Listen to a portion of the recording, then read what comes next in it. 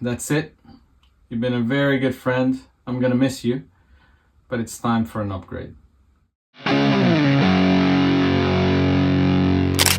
Hey everyone, so as you could see from the intro, today I'm going to talk about my dilemma, which is upgrading my 6D Mark II, and the dilemma lies in which camera to get to replace that one. Now, before we get into my thought process, a few things first. So obviously there's a budget, so a price, because if money were not a factor, I'd go for the R3 and that's it. That would be no dilemma, right? So this is taking into account what my budget allows. The other thing also is the brand. So I'm a Canon shooter, so I'm not going to suddenly switch to Sony or to Nikon or whatever. So I have a budget in mind. I have the same brand that I've been shooting with forever, so those are set in stone. So what are the things that I look at when considering upgrading a camera? There's a few things, and I'm going to start from the one I consider the least priority and then moving all the way to the top to the one I consider the most important thing. So at the bottom of the list is the buffer, which, to be honest, it shouldn't really be an issue with most modern cameras, and provided of course that you have a good card on your camera as well. So knowing the game is very important, so that you should not be pressing and holding that button forever. If you know when to press it, you shouldn't really have issues hitting the buffer, okay? So that is the least of my priorities.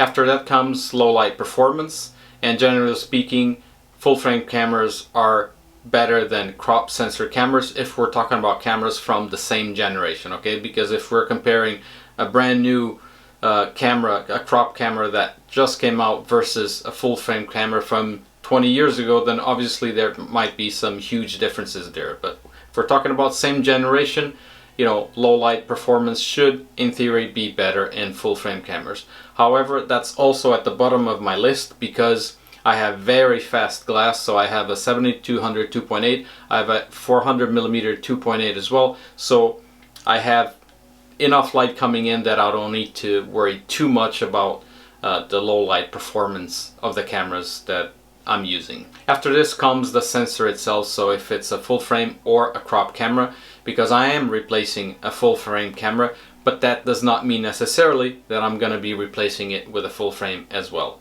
And finally we get to the top 3 priorities in my opinion when upgrading a camera. Obviously for my situation, for the lenses that I have, for the cameras that I have, in third place comes the ergonomics. So the layout of the buttons of the camera, the ease of use of the camera. How does the camera feel on the hand? Does the camera allow for a battery grip? The quality of construction of the camera itself. Then in number 2 comes the frames per second. So how many frames per second does the camera take? Okay, and keep in mind that the 6D Mark II takes 6.5, which I consider to be very, very low. I think for sports photography you want to aim for at least 10 frames per second. Does it mean that you cannot shoot sports photography with cameras that are slow? No, of course you can. You can take pictures with whatever you have. I'm just saying for optimal use you would want to aim for at least 10 frames per second, because it can make a huge difference to get that specific moment that you want.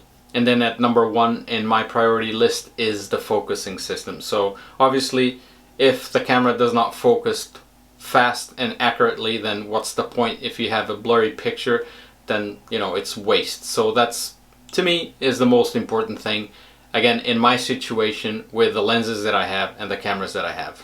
So now let's compare the cameras that I actually have and explain why I have decided to upgrade the 6D Mark II versus the 90D. One is a full frame, the other one is a crop sensor. The 6D Mark II takes 6.5 frames per second, which I consider to be very, very low. The 90D takes 10 frames per second, which I consider to be the bare minimum for good sports photography.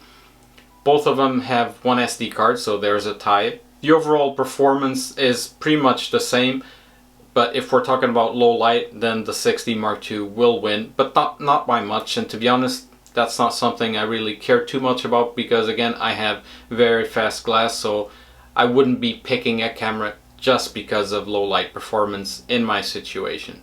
Focusing system on both, again, no issues whatsoever. Both work just fine, but they're just not as good as the new mirrorless Canon focusing systems that you can find on the R3, R6 Mark II, the R7, etc. And one final thing, both the 6D and the 90D accept a battery grip. I have a battery grip on both. I've talked about this several times. To me, it's very important, not just for being able to take portrait modes and landscapes and just switch without having to do awkward positions, but also for the feel of the camera, for counterbalance a long lens, for the longer battery, obviously, so you don't have to worry about switching all the time. But yeah, a camera without a battery grip to me is a big no-no. Is it the only deciding factor to pick one camera over another? No, but it's one that has quite a big weight. So after talking about all the priorities that I consider important when looking at upgrading a camera, after talking about the cameras that I do have and deciding to replace the 6D Mark II, what are the cameras that I'm looking at? What are the cameras that I'm considering for an upgrade? I'm looking at one DSLR, which is the 1DX Mark II. Obviously, it would have to be in good condition. And I'm looking at two mirrorless cameras, which is the R7 and the R6 Mark II. After giving it a bit more thought, I decided to go into the mirrorless world.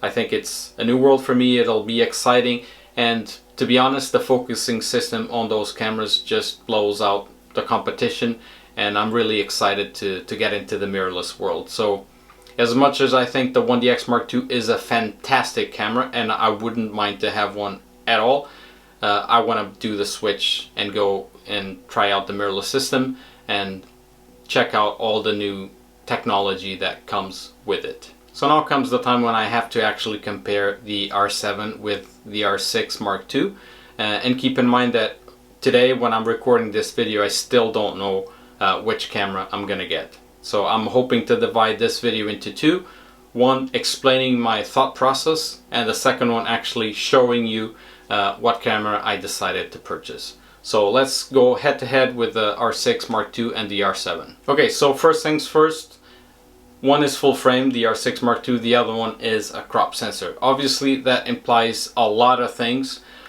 one of which is what lens combination am I going to be using? If I replace the 6D Mark II with the R7, I'm staying with two crop cameras, the 90D and the R7.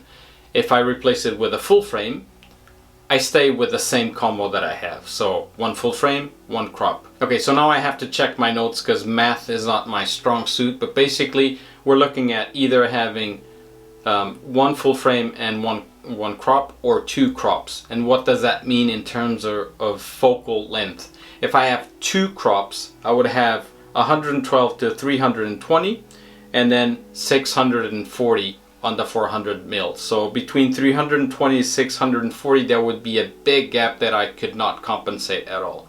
Whereas if I had a full frame and a crop, I could have two different combinations, right?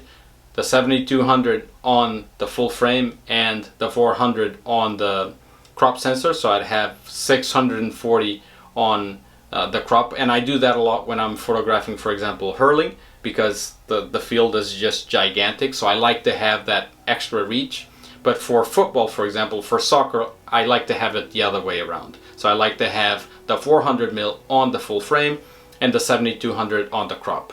So depending on which camera I get, there'll either be a huge gap between 320 and 640, or there'll be a more manageable one. So that's one thing that I also take into consideration. Then comes the focusing system. Both the R7 and the R6 Mark II have the exact same focusing system, so they're both magnificent with the eye detection, face detection, animal detection, train detection, vehicle detection, you name it. So I can't wait to be able to try that, to be honest with you. Right, so up next is the frames per second. So the R7 has a slight advantage because it takes 15 frames per second versus the 12 of the R6 Mark II. It's a tiny advantage, not that much, and this is with a mechanical shutter. If we're talking about the electronic shutter, then the R6 Mark II has a slight advantage, 40 versus 30, but for sports photography, I will be using the mechanical shutter. Okay, I don't want rolling shutter or just oval balls or whatever, so mechanical shutter is what I'm looking at. Then the price, the R7 obviously wins because it is cheaper than the R6 Mark II. Then we get to the battery grip, which is possible to have on the R6 Mark II, whereas on the R7 it is not possible. I actually made a video about this when the news came out that the R7 was not allowing a battery grip, and it was just a very simple video, 2 minutes, and it got, I wouldn't say viral, but it got 5,000 views within 24 hours, and people are really passionate about, because I still said a lot of good things about the R7. I think it's a magnificent camera for the price that you pay, but it doesn't allow for a battery grip. That's a fact. And when I think about upgrading a camera, that's one thing I take into consideration. Does it allow for a battery grip? I think Canon intentionally made it not possible so that it doesn't steal sales from other models. At least that's what I think, because why not allow it? I don't understand. So that's one thing the R6 does allow for a battery grip, the R7 does not. And finally, both cameras do take dual SD card slots, UHS 2, so it's a tie in there. So these are all of the things that I'm taking into consideration when considering the upgrade. But right now it's just a dilemma. I still have to think about it, and obviously if money were not the issue, then I'd go for the R3, but my budget allows me for these two cameras, and these are the two that I'm thinking, and I guess we'll find out in a future episode which camera I ended up buying. I hope you enjoyed this video. If you did, don't forget to hit that thumbs up, subscribe to the channel if you aren't already, and until next time, take it easy, stay safe.